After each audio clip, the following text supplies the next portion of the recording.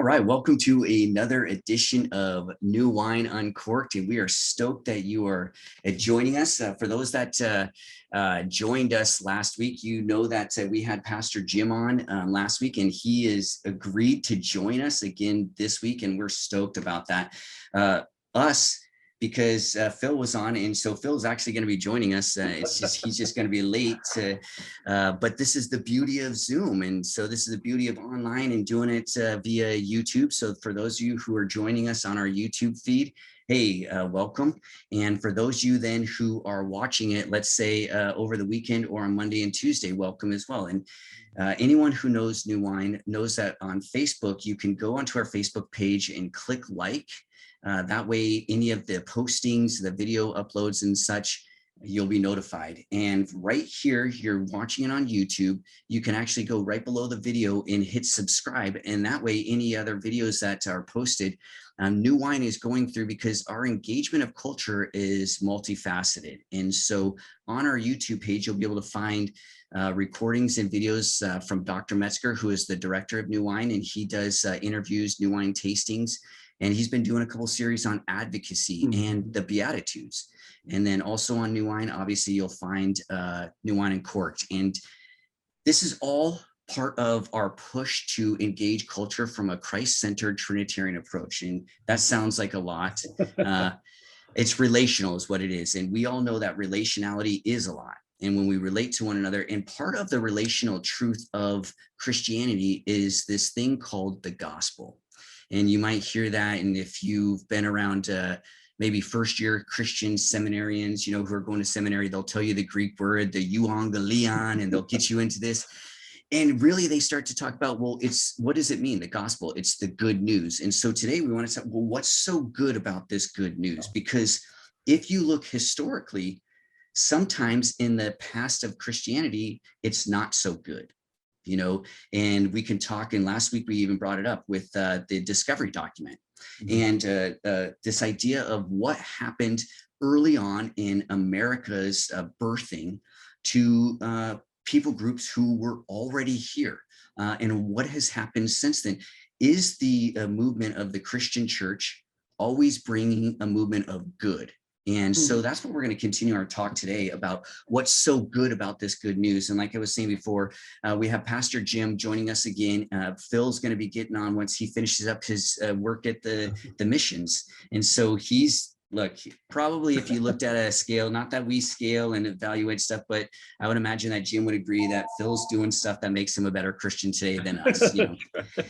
And even though we joke, this is how our culture is, like in Christianity, isn't it? Is where we compare things. And so when we're talking about good, like Jim, one of the things that I wrestle with in the Christian culture is the idea of good and who determines good, you know?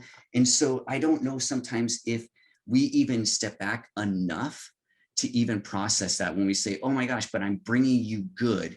And like you were talking last week, well, the good for people groups that met the Christian message early on was like, well, okay, here's your culture. You need to get rid of that. And then you're good. Yeah. Yeah. So when you're talking about that, especially we were talking before even the recording about pastoral things, what are some of the things when you say you hear people talk about the good news, or you're talking about the good news, that we run up against where I don't know if this really is good? Yeah. You know, and last week you brought up a really good point as we were talking, because we were talking about definitions, because as you know, and I think discussions like these are so important. And sometimes people get the idea like, hey, you know, I've been a Christian this many years, and and people feel like, hey, you know, I've got it figured out. But you know, the gospel is changing. I think that's, you know, well, I can talk about that. Gospel is good news, but it's, you know, the gospel is transformative, right? And so I think sometimes when we hear things or learn things, we take it in a snapshot where we need to keep the conversation going. Sorry, that was over and over. So, you know, I think it's just keeping that conversation going, like, you know, and so I think we're always trying to redefine or try to understand. And so really, as we talked about last week, what is the gospel? And so what the gospel was that was brought to, at least to indigenous people, although they thought it, you know, even though the missionaries and the colonizers, they thought it was the gospel. Yeah. It wasn't the gospel, because really what they were bringing was what they thought was Jesus.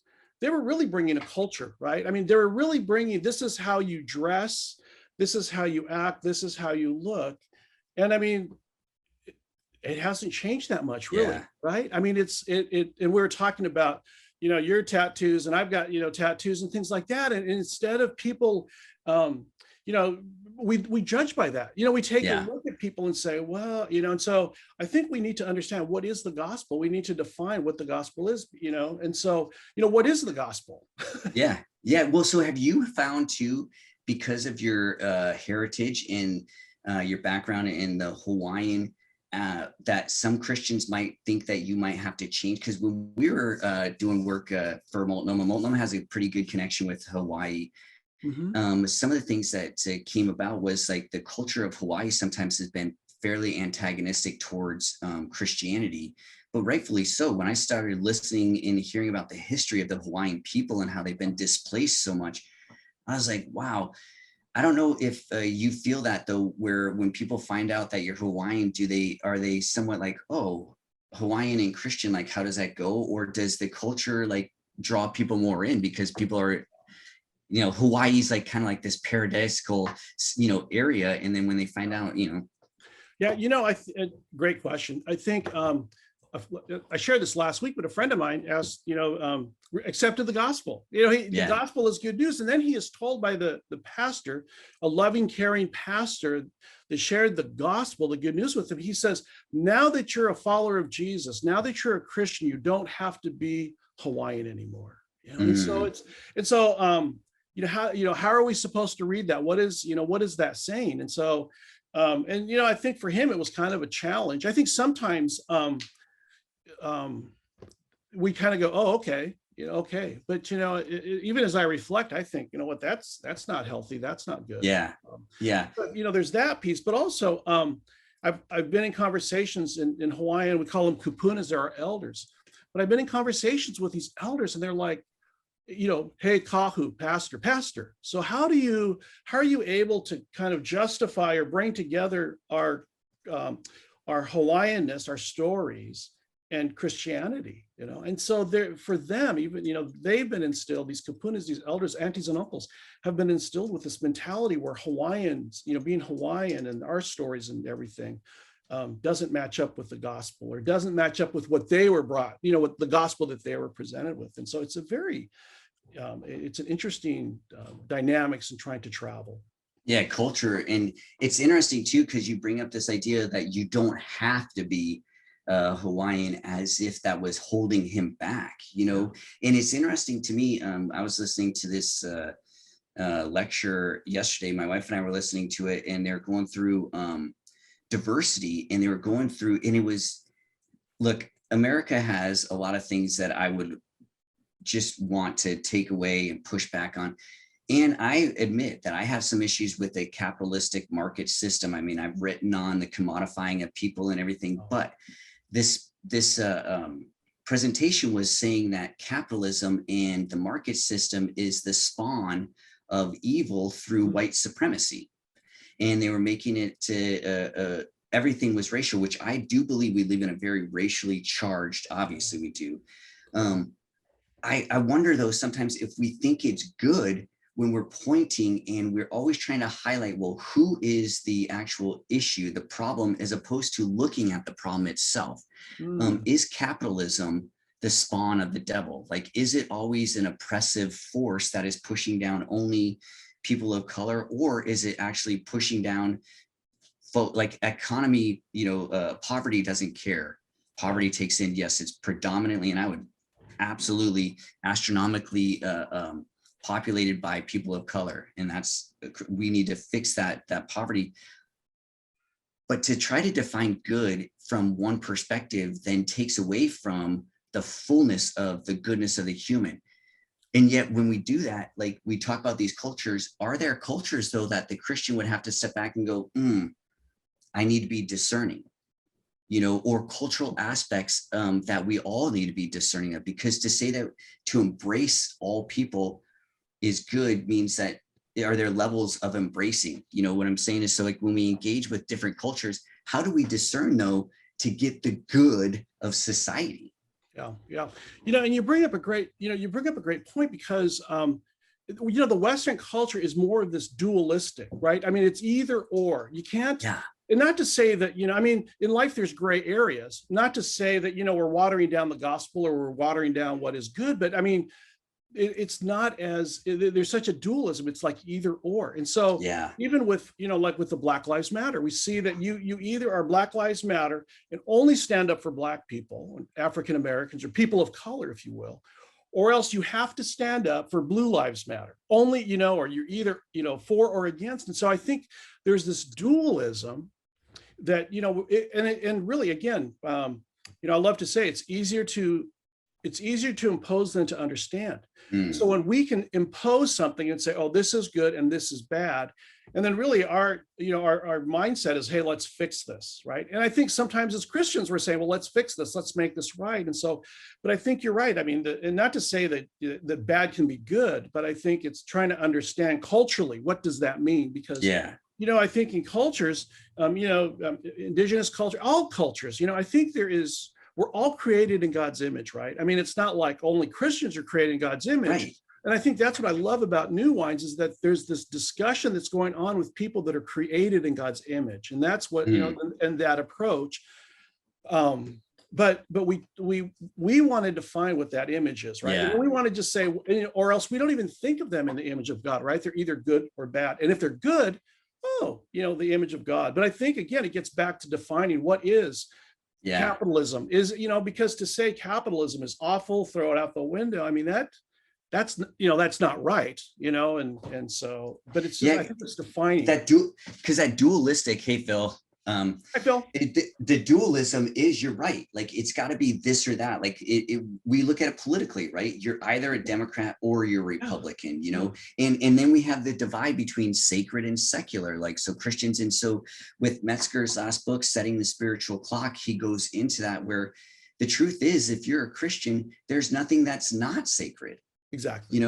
And that's the hard part. Like, when I teach theology, I ask the students, I say, so Jesus teaches us to pray, thy will be done, heaven on earth. Okay. And so do you think that then when he says, when they ask him to break down all the commandments of the Old Testament and he breaks them down into two, love the Lord your God, love your neighbor as yourself. Do you think that that's important, that he says, love your neighbors yourself, and there's no talk of enemy when he's saying heaven on earth now? So if we truly loved one another, then we wipe out enemies, because we're loving out our enemy. We wipe them out with love so that they're no longer an enemy. They're transformed into neighbor. So that, to me, though, is hard, because I have to admit, there are people in my life where I look at what they're doing, and there's not very many people where I'd have to convince that these acts that this certain group of people are doing are not good. Yeah. But I don't want to get so superficial where I for some reason, the phrase love the person but not the sin, I don't know why that doesn't resonate with me. You know what I'm saying? It's like, I don't know what that means, And so I'm trying to figure out, so what does it mean, though, the good of loving people? Especially too, if some of the acts, the way they think, the way they talk, just makes me want to throw up, whether it's bigoted or they're just mean-spirited. Yet Jesus doesn't say, well, that's fine, exclude them, they're not imago Dei, right? So how then do I acknowledge that there is good in them, even though, like, I'm sorry, but the dude, the cop that killed George Floyd, it would be hard for me to embrace him and say, brother, in jail, like, look, I get it, you're doing your time, but I want to embrace you and love you because you're good. And I'm like, it makes me even like strangely like cringe now. And yet I know that's what I'm supposed, and I'm white. Believe it or not, just so you guys know. Yeah, that's right. I always mix up you and Phil. I know the owner of this message is white. I'm glad Phil's got the hat on, because I wrote down Phil has the hat on, so I don't mix you guys up. Yeah, so if it's hard for me, like, and I haven't even grown up, like, I really have grown up being able to like have privilege, and if it's hard for me to, I don't even know how as a pastor then I could preach a message of good and embracing someone like the cop there. If it's hard for me, how can I tell my brothers and sisters of color to say, no, we have to love him? It's like, that's hard, but there still has to be some good in that. So how do we work towards that? Let me ask, can I twist this question a little bit? Yeah, for sure. Because you know what? I mean, there are And Phil, I want you to speak on behalf of all African-American people, because that's why you're here, to speak on behalf of all the African-American people. But you know what? I mean, how is it?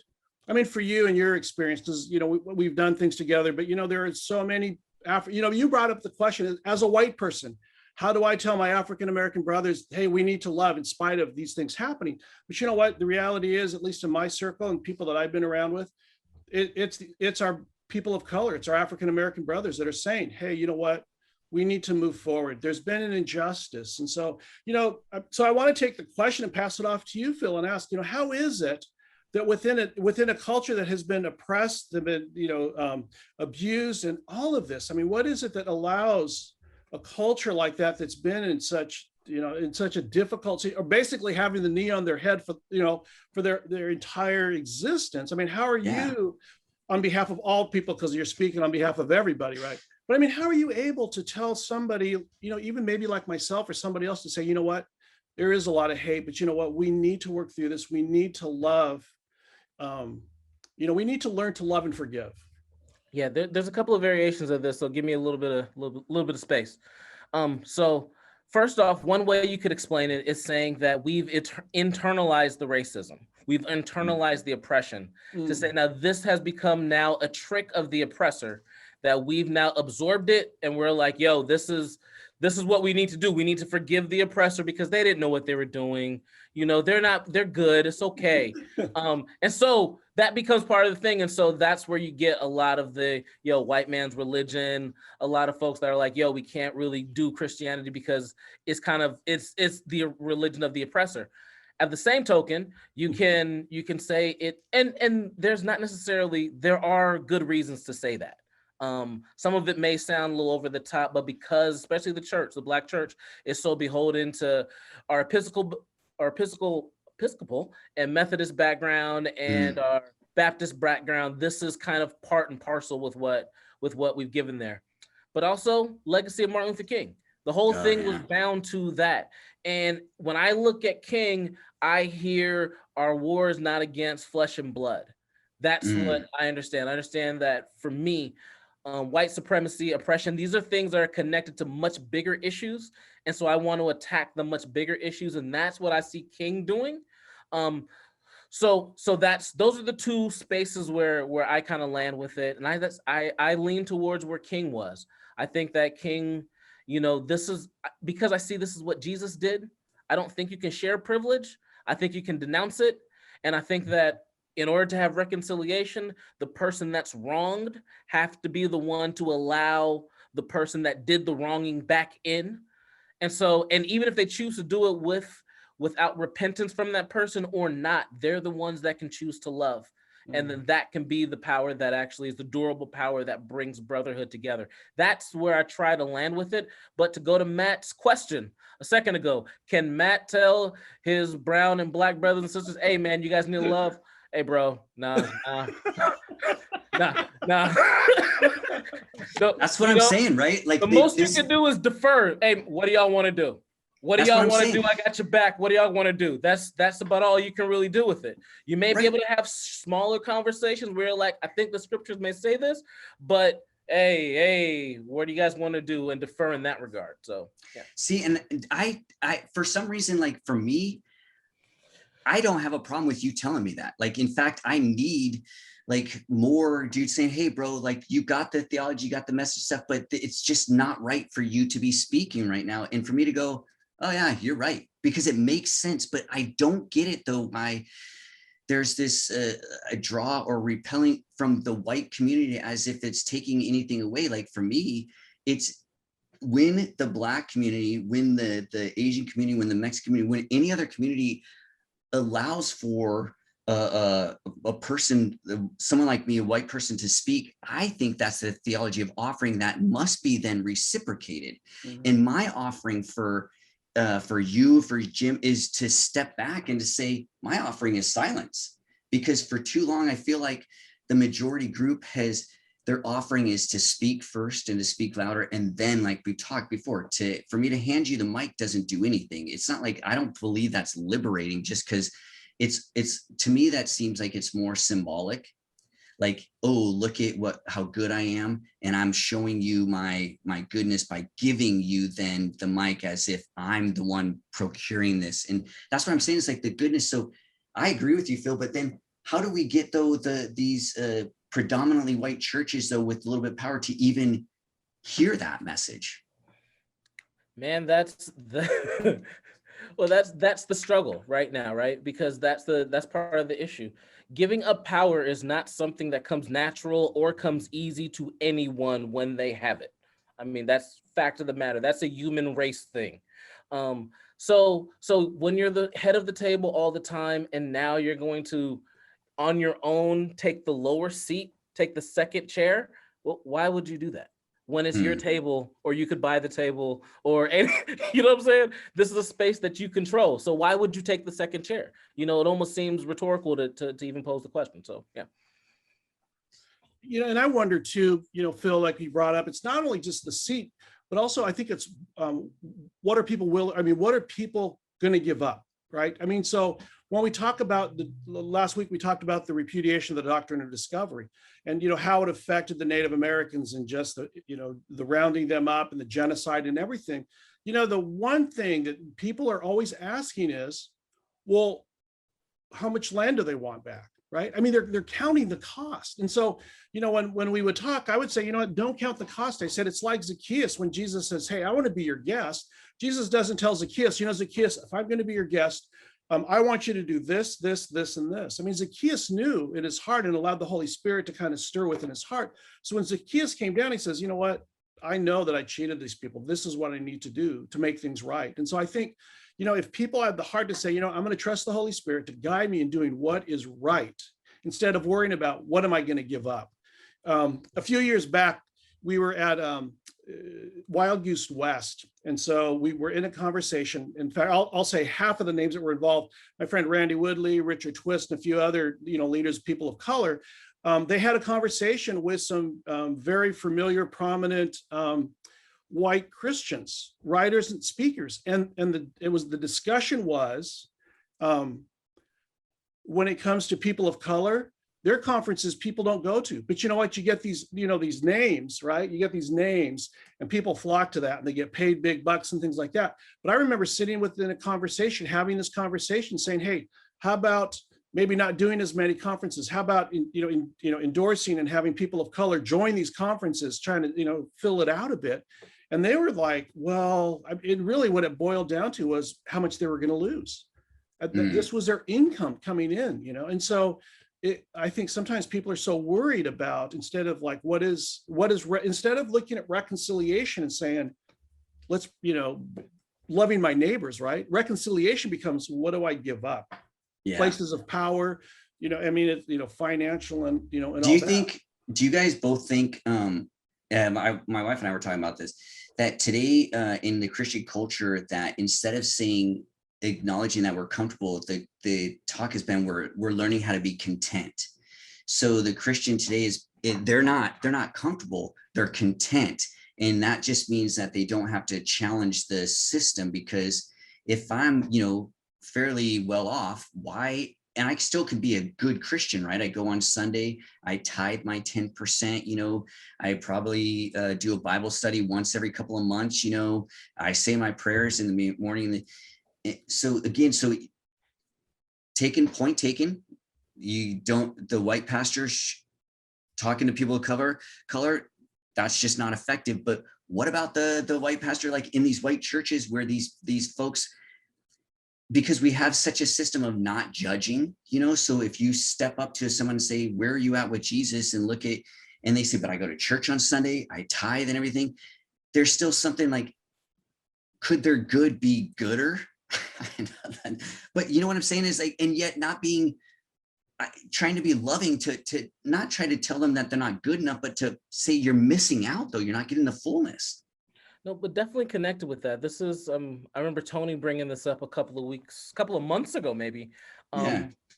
Doing another role that he was doing before, where it was, you know, if you push and challenge your regular churchgoer that's doing all the stuff they're supposed to do, they're checked all the boxes, and you're like, yo, there's more. What are you talking about?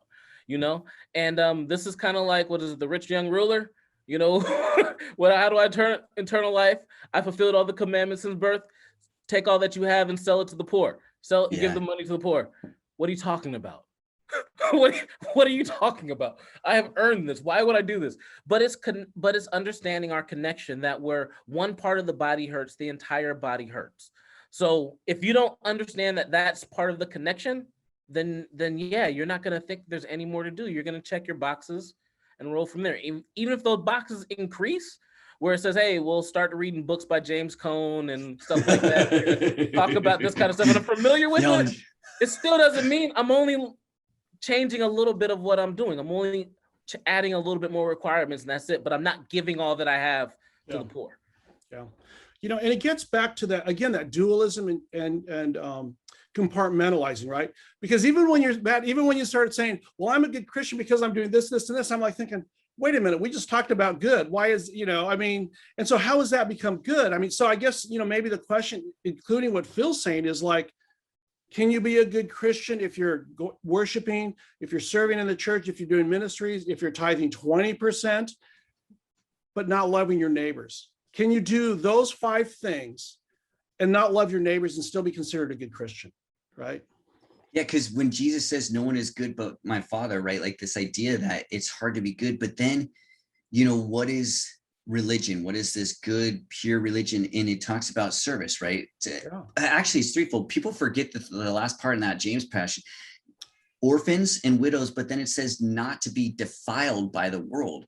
Yeah. So what is the defiling of the world, though, that too many Christians get into that we just don't see? Yeah. Yeah. The other thing too, I was thinking about is when Jesus says, many will come in that day and say, Lord, Lord, did we not do this? Did we not do that? And then really the conviction becomes, I never knew you, right? And that, again, that's that relational piece. That's the loving of God, but also loving your neighbor. And so, it really is that whole, it's the holistic piece. But I think it's, while we can do things, it's easy to do things. It's easy for us to say, hey, look what I got done. But you know what? Relationships are hard. They're difficult. And I think that's what God calls us to. It's those relationships, and even more so reconciliation. And so it's a holistic piece, right? It's not just like Phil was saying, it's not just checking off the box and saying, hey, you know what? 10 out of, or 1 out of 10, or 9 out of 10, I guess. 9 out of 10 is not bad. I'm a pretty good Christian, but it's like, no, the relationship piece is missing. That is, that actually, if you want to be a good Christian, that should be the first thing you mark off, is the relational piece with one another. Yeah, and there's so much in just working and just doing the job I've been doing over the past year. I just understand learn more and more. There's a whole nother world out here that I have no idea exists. And the more and more I get aware of it, the more and more I'm like, oh, wow, there's so many more stories. There's so many more places where Jesus is already, where Jesus is reaching people, where so much of the church just is entirely unaware of. Yeah. So that's another thing. That's another part of the story, that even though we know the limits, the who's the height of heights in our culture, who's the low of lows of our culture, there is still a bottom to the bottom.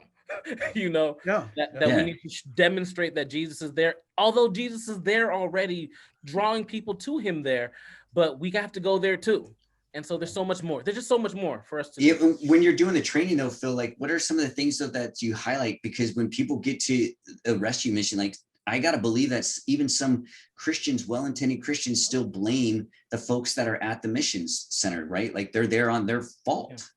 Well, here's one of the things, because one of the things I'm involved with is volunteers coming to our crew, coming to just helping out, mentoring guys and whatnot. And you sit and observe for months. Observe for months. You listen, you don't talk. You encourage, you don't offer advice. You just listen and watch, and you learn our culture.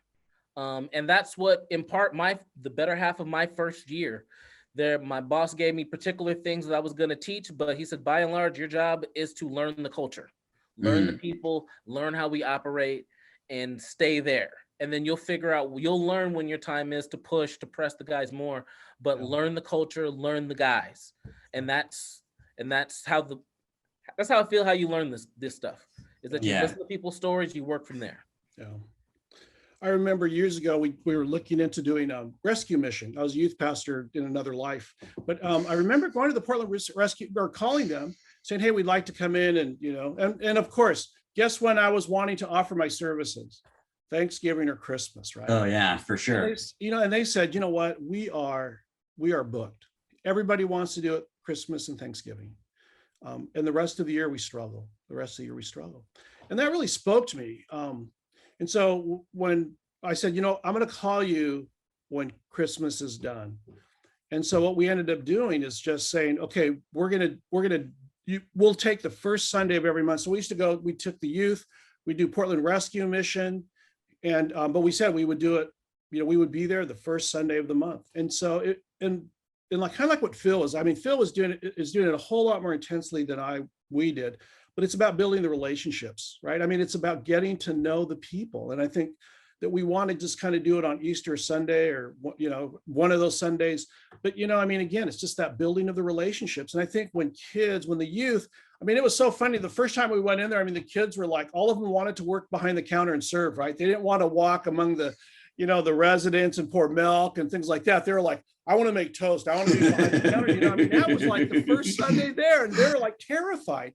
But after the third or fourth Sunday, they've gotten to know these people. They're sitting down, they're talking with them, hey, I want to walk around. I want to pour milk, And so it's about just really the relationships. It's about investing those times in the relationships. And that's just about with everything. And I think even with the white church, it's just not spending, you go to a white church and you're kind of hearing and believing what everybody else believes. And so it's about, reaching out and stepping out. It's about making room.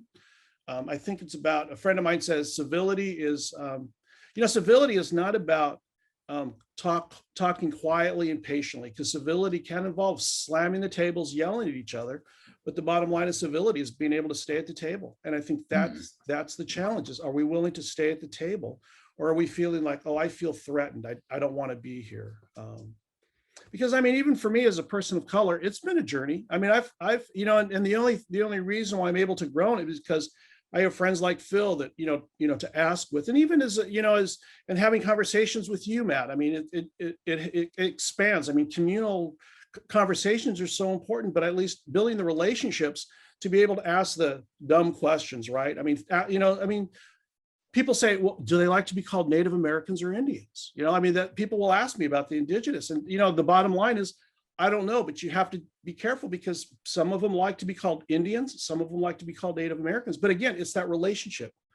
And I think, even if you if you can mistake out of respect, if you can mess up out of respect, there's a lot more grace. I think those that you have offended, if you're trying to learn, if you're on this journey, I've learned, because there's sometimes, I've said the wrong things, but I've done it respectfully or just wanting to learn.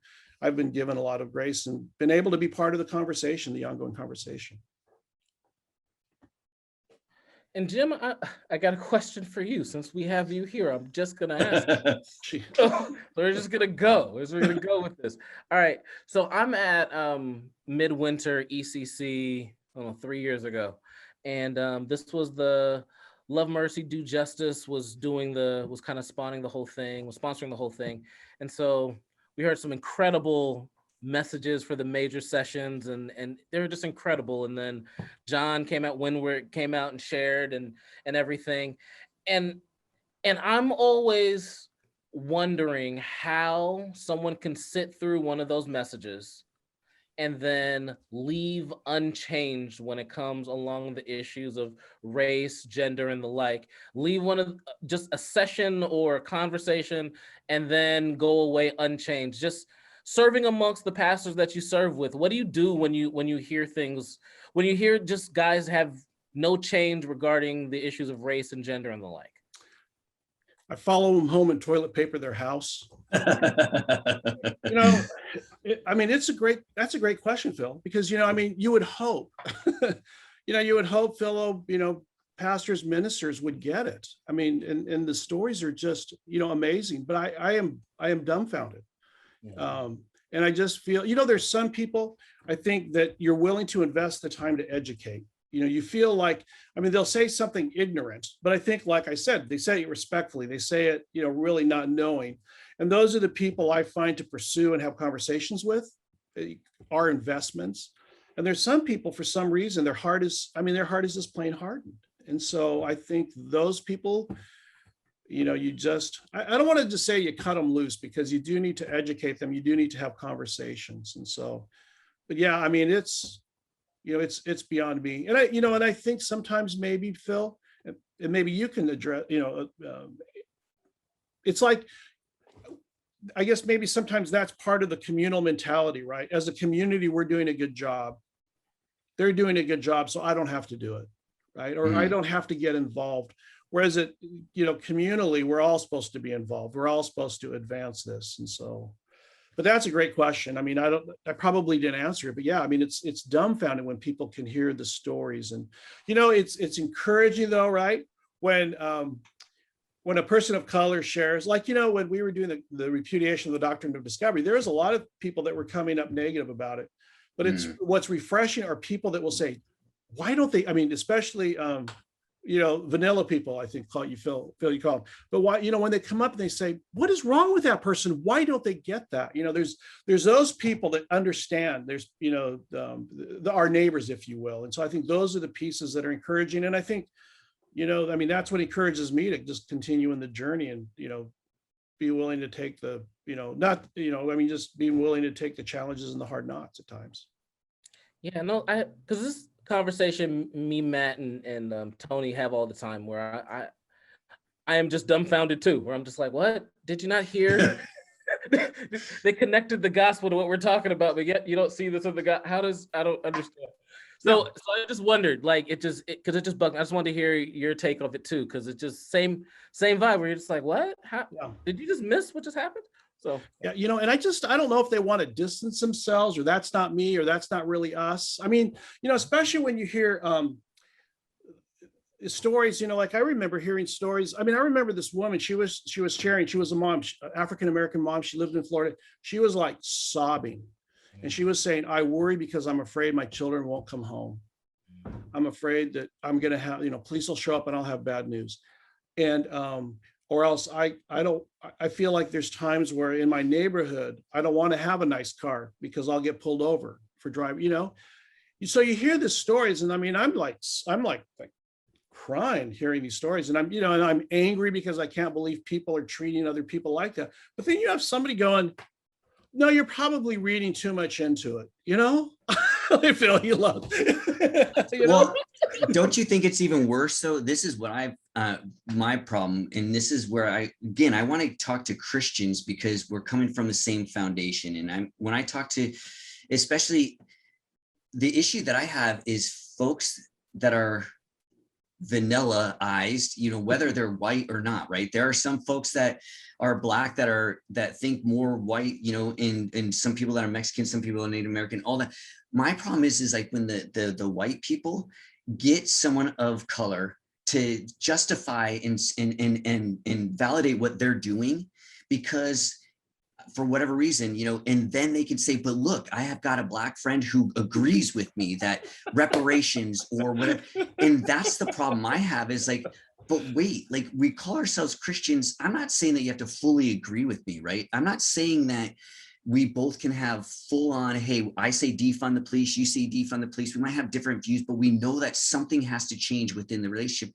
Yeah. But there are folks who they'll just get like, and this is where this idea, I mean, South Park does it all the time. They have a character called Token on there. And that's how I feel though, that the white church and even predominantly rich churches, they'll get folks like, oh, well, if we're rich, let's just show that we help the poor, And so I wonder though, even within this talk of racial animosity and even with gender, when we bring money into it though, is that added level that pushes people, and they're like, dude, look, when we start talking, the problem is when you start talking race and gender, you will probably lose people in your congregation. So then you have to bring in economy or economics, because if people leave, what's going to happen?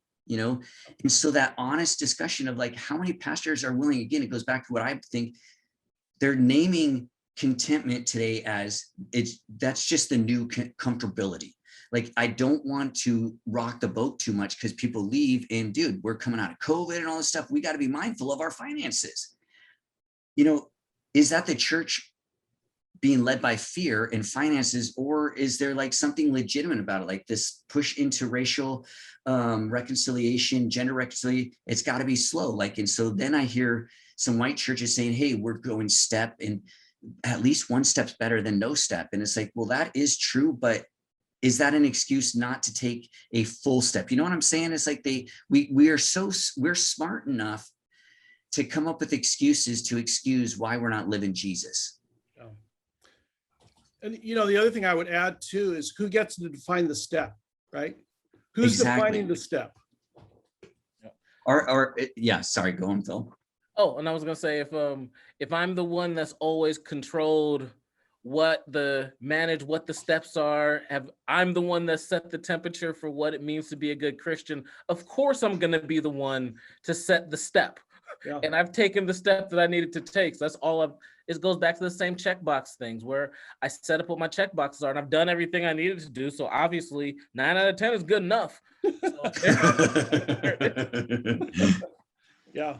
Yeah. And this is the continued push though, right? For the Christian community you have to have that authenticity and the honesty with each other, in order to have these dialogues, to be able to say, like, if I can't accept from either one of you, hey dude, that's just that language, that message, that whatever doesn't communicate in love, then how can I ever be truly in dialogue with either of you? And if this vice versa, like, there are things that people of color that can say that are offensive to other people, right? It's not like, and like, this is the thing. I think we so white people get excused for, oh, well, they're not moving fast enough, because you understand they've always been in power. So we got to give them, a little bit of leeway. And then for people of color, if they might trash on white people, which I agree that white people need to be pushed down a little bit, knocked down on the rung, but there's a level of love in doing that. Yeah. And I just wonder if sometimes in the conversations we've missed out,